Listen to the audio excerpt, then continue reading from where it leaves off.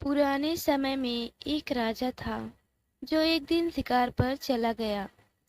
वह दाची गांव के पास था जब उसने एक हागुल बारहसिंगा देखा। वह इस हिरण के पीछे पीछे कई मीलों तक गया, मगर हागुल जंगल में भाग गया और कहीं नहीं दिख रहा था। राजा को गुस्सा आया और निराशा भी हुई।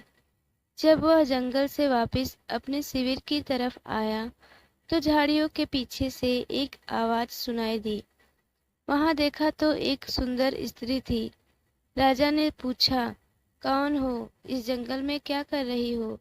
ए राजा, मैं चीन के एक राजा की बेटी हूँ। मेरे पिता को युद्ध में बंदी बना लिया गया है। मेरे पिता के शत्रु मुझे भी बंदी न बना ले, इसलिए मैं वहां से भाग आई और भागते भागते इस वन में पहुंची। आपने मेरी कहानी तो सुन ली, अब आप बताइए कि आप कौन हैं? सुंदर नारी, मैं यहाँ का राजा हूँ। अच्छा ही हुआ कि मैं यहाँ से गुजर रहा था, नहीं तो यहाँ तुम्हें कोई भी पशु हानि पहुँचा सकता था। यह सुनकर वह स्त्री फिर से रोने लग गई। अब क्यों रो रही हो? मेरा शिविर पास में ही है, अब कोई खतरा नहीं है। ए राजा, मैं इसलिए रो रही हूँ कि न मेरा पिता न मेरी माँ, सब छूट गए और अपना देश भी छूट गया। यहाँ अपने देश से दूर, अपने माता पिता से दूर मैं क्या करूँगी? न न घर न कोई साथी, क्या करूँगी? मैं इसलिए रो रही हूँ। तुम यह रोना बंद करो, हम तुम्हारी देखभाल करेंगे। चलो मेरे साथ, एक शर्त पर। कैसी शर्त? आप मुझे अपनी पत्नी बनाओ, तभी मैं आपके साथ जा सकती हूँ। अगर आप मुझसे शादी करेंगे तो फिर मैं आपकी हर बात मान लूंगी। सुंदर नारी ने कहा, ठीक है, चलो मेरे साथ। राजा ने उसके साथ विवाह किया और वे राजमहल में रहने लग गए। राजा का प्रेम चीन से आई इस सुंदरी की ओर दिनों दिन बढ़ता गया। उसने इस सुंदर नारी के लिए डल झील के किनारे पर एक नया भवन बनवा दिया। ईश्वर के पास बने इस नए महल में राजा ज्यादा से ज्यादा समय बिताता था और रानी निवास की तरफ अब कम ही जाता था। मगर उसे क्या पता था कि नए भवन में रहने वाली नई रानी कितनी भयानक प्राणी थी। वह उस पर सारा प्यार न्यौछावर करता था, मगर वह स्त्री उसे कोई भयानक बीमारी दिए जा रही थी। राजा के पेट में भयंकर दर्द उठने लगा। वे उस दर्द की पीड़ा से तड़पने लगे थे। हकीम लोग बुलाए गए, मगर बीमारी में कोई सुधार न हुआ। यहाँ तक कि अब यह लगने लगा कि इस अज्ञात बीमारी का कोई इलाज न होने के कारण राजा की मृत्यु भी हो सकती है। आखिर में एक जोगी वहां आया। वह हर रोज उड़ता हुआ आता था और दूध गंगा से पानी ले जाता था और हारी पर्वत से कुछ मिट्टी ले जाता था। वह यह पानी और मिट्टी फिर अपने गुरुजी को देता, जिनका यह शिष्य था। जब जोगी ने एक नया भवन डल के पास देखा तो वह उसमें घुस आया। पवित्र पानी और पवित्र मिट्टी कमरे में एक तरफ रखकर पलंग पर लेट गया। यह राजा का पलंग था। सोते समय जोगी ने एक अनमोल मरहम का डिब्बा सिरहाने के नीचे रखा। थकान के कारण थोड़ी ही देर में जोगी को नींद आ गई। जब राजा आ गए तो उन्हें अपने पलंग पर एक जोगी को सोया हुआ देखकर आश्चर्य हुआ, परंतु राजा ने जोगी को जगाया नहीं। राजा वहीं पलंग के पास बैठे रहे। राजा ने पवित्र पानी का कमंडल, पवित्र मिट्टी और मरहम का डिब्बा देख लिया।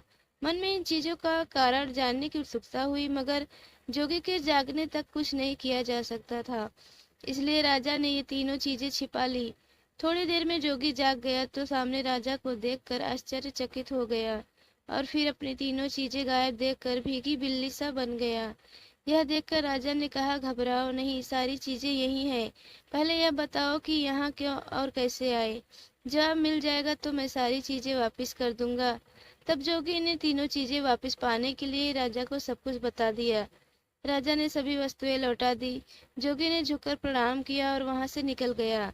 वह उड़ता हुआ जल्दी से जल्दी अपने गुरुजी के पास पहुंच गया। गुरु ने देरी से आने का कारण पूछा तो जोगी ने बताया कि वह डल के पास बने भवन में विश्राम करने के लिए रुका था और राजा से भी भेंट हो गई। यह भी बताया कि जब वह सो गया था तो सारी वस्तुएं छिपा ली गई थी, मगर बाद में राजा ने सब लौटा दिया। एक अच्छा व्यक्ति हमें राजा का कृतज्ञ होना चाहिए कि उन्होंने मरहम और बाकी चीजें लौटा दी। मुझे उनके पास ले चलो। गुरुजी ने कहा। जो आज्ञा। यह कहकर जोगी अपने गुरुजी को राजा के पास ले गया। दोनों ने मरहम लगाई थी और उड़ते हुए राजा के पास पहुंच गए। ए राजन, मेरे गुरुजी महान ज्ञानी और ऋषि आपको आशीर्वाद और धन्यवाद देने आए हैं कि आपने वे सभी पवित्र वस्तुएं मुझे लौटा दी थी। दंडवत करते हुए राजा ऋषि के सामने औंधे मुंह साष्टांग मुद्रा में बोले, ए ऋषि महाराज, मुझ पर कृपा करें। मेरे पेट में ऐसी बीमारी हुई है जिसका इलाज किसी भी वैद्य या हकीम के पास नहीं है। यदि आप मुझे इस बीमारी से बचा ले तो मैं जन्म जन्मांतर तक आपका कृतज्ञ रहूंगा। मुझे अपने शरीर की जांच करने दीजिए। ऋषि ने कहा। हाँ महाराज। राजा के शरीर की जांच करते हुए ऋषि ने पूछा, क्या आपने कुछ दिनों पहले विवाह किया है? जी राजा। जी। राजा ने ऋषि को सारी कथा सुनाई कि कहा और कैसे चीन से आई हुई वह सुंदर स्त्री उन्हें मिली थी और कैसे उनका विवाह हुआ, कैसे यह नया भवन बना इत्यादि। यह सुनकर ऋषि ने कहा, ओ राजन, आप सच में ही एक भयानक रोग से ग्रस्त है। कुछ दिनों तक ऐसा ही चलता रहा तो आपकी मृत्यु भी हो सकती है, परंतु अब आप सुरक्षित है। मैं आपकी रक्षा करूंगा। जैसा मैं कहूँ वैसा कीजिएगा। जी गुरु महाराज, आप अपने रसोइये से कहिए कि वह आपकी पत्नी के खाने में कुछ ज्यादा नमक डाल दे और जब वह रात को खाना खाने जाए तो ध्यान रखे कि उसके कमरे में या उसके आसपास कहीं भी पानी नहीं हो। आप रात भर जागते रहिएगा और कल सुबह मुझे बताना कि रात को क्या हुआ था।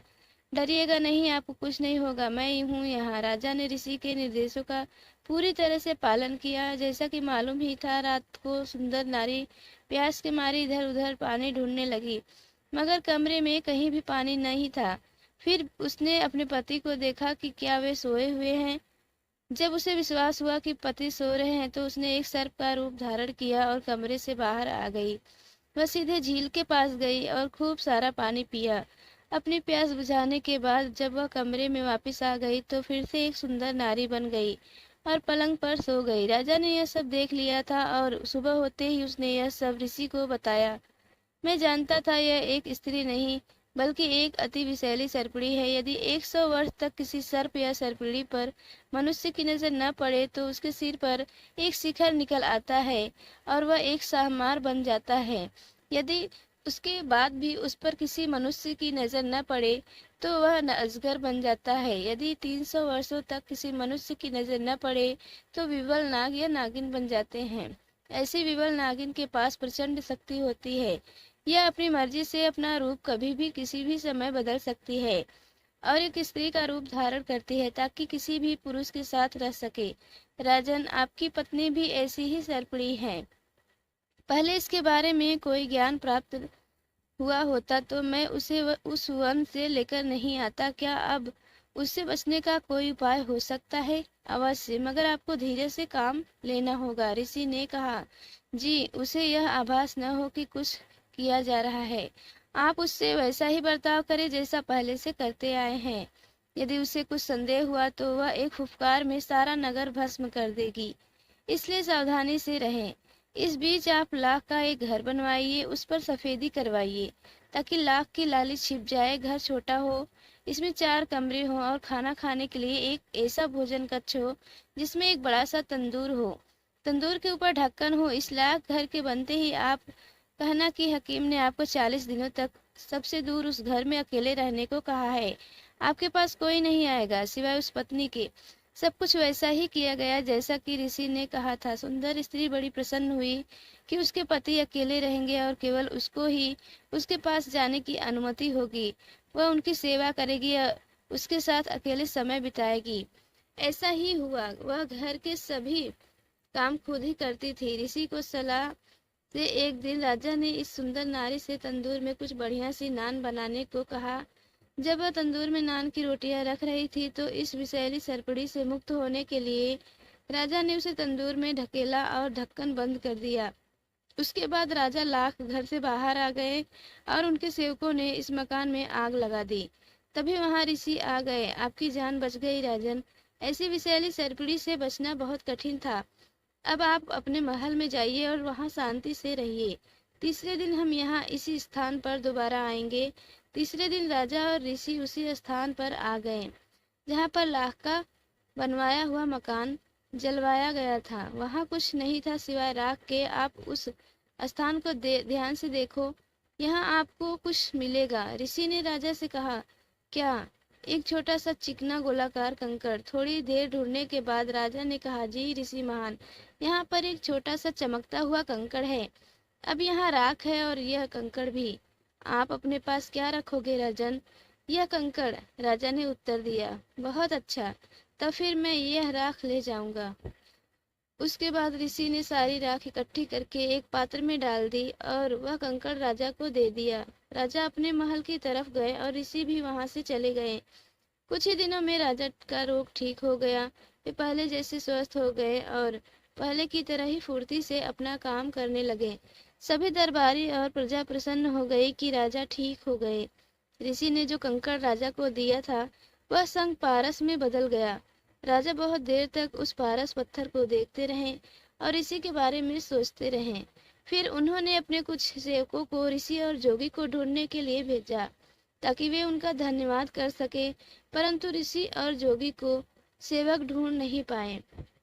वे कहीं दूर निकल गए थे, राजा के देश की सीमाओं के बाहर, संभवतः हिमालय की किसी ऊंची गुफा में। तो दोस्तों, कहानी कैसी लगी? पसंद आई तो हमें लाइक करिएगा। चैनल पर नए हो तो सब्सक्राइब करके बेल आइकन को प्रेस कर दीजिएगा ताकि हर अगली नोटिफिकेशन आप तक पहुंच सके। तो दोस्तों, कहानी सुनने के लिए आप सभी का तहे दिल से धन्यवाद।